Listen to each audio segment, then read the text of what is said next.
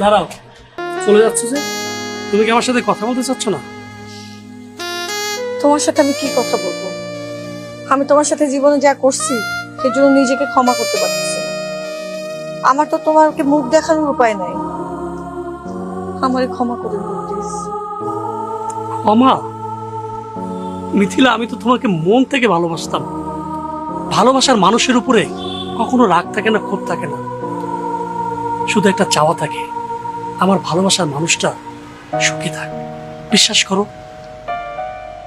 আমি তোমার উপর কোনো রাগ রাখিনি। আমি সব সময় চেয়েছি আমার ভালোবাসার মানুষটি সুখে থাক। মিথিলা, বিশ্বাস করো, তোমার উপর আমার বিন্দু পরিমাণ রাগ নেই। জানো মিথিলা, কেউ যদি কাউকে সত্যিকারে ভালোবাসে তার উপর কোনো রাগ থাকে না, কষ্ট থাকে না। বিশ্বাস করো, আমি প্রতিটা মুহূর্ত চেয়েছি আমার ভালোবাসার মানুষ মিথিলা সুখে থাক, শান্তিতে থাক।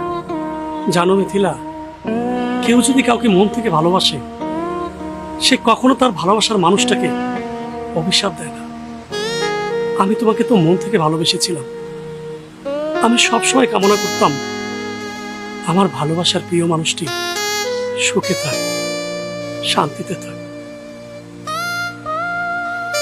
তুমি আমার জন্য এত শুভ কামনা করলা, আর আমি তোমার কত কষ্ট দিলাম। এই যে আমি তোমার বাড়িতে ভাড়া আছি, তুমি চাইলে আমার বাই করে দিতে পারতা, কিন্তু সেটা তো করো নাই। মিথ্যে বলবো না, মাঝে মাঝে মানে যখন তুমি অন্য কারো, বিশ্বাস করো, নিজেকে মাঝে মাঝে ঠিক রাখতে পারিনি। মানে মাঝে মাঝে আমার না খুব কষ্ট হচ্ছিল যে আমি যাকে ভালোবাসতাম সে এখন অন্য কারো এবং আমার চোখের সামনে থাকবে। আমি মেনে নিতে পারিনি। একবার ভেবেছিলাম তোমাকে বলবো আমাদের বাসা ছেড়ে চলে যাও, কিন্তু একটা মানুষের কারণে পারিনি, আমার ওয়াইফ। জুই, জুই, তুই আমাকে ক্ষমা করে দে। আমি তোর সাথে অনেক খারাপ ব্যবহার করছি, এরকম বন্ধু কারো হয় না।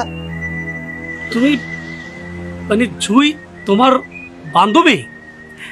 হ্যাঁ, ও আমার বান্ধবী। মিথিলা, তুই সব কি বলছিস? তুই তো আমার সবচেয়ে বেস্ট ফ্রেন্ড ছিলি। তুই আমার কাছে ক্ষমা চাচ্ছিস কেন? তুই আমার বেস্ট ফ্রেন্ড ছিলি, তারপরে তোকে আমি বুয়ার মেয়ে বলছি। আমার আসলে কোনো হিতাহিত জ্ঞান ছিল না। আমার একদম উচিত হয় নাই আমার এত কাছের বান্ধবীটার সাথে এরকম করা। তাও আবার তুই আমার সাজাতেই আসছিলি। আমাকে মাফ করে দে। না না